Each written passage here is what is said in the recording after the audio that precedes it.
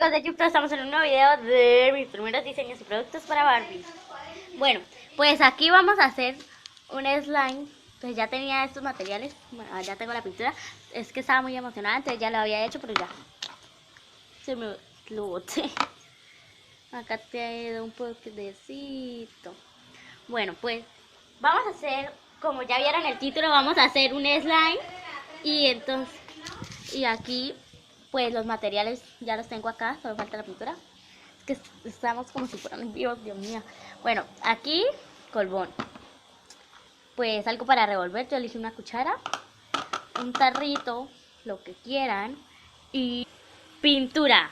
Bueno, pues estoy acá de pie, entonces voy a hacer esto. Saluda, Wilson. Oh, macho. Ya tiene sueño. Bueno. Y cierto, y un poquito de detergente, aquí lo tengo, pues ahorita le echo bien. Espero que sea mejor líquido, pero como no tengo líquido, entonces voy a hacerlo así, medio, le echo en polvo y le echo agua, entonces así queda mejor, pero no le he echado bien agua, entonces ya ahorita lo hago.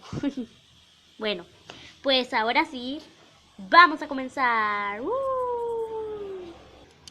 Bueno, listo, pero no sé si lo vean bien.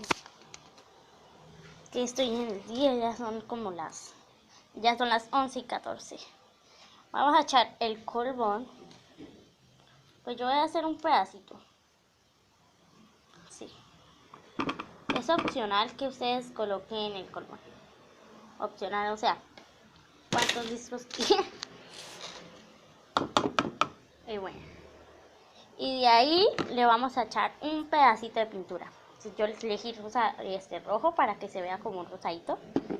Entonces, bueno, pues ya le eché la pinturita. Vamos a tapar.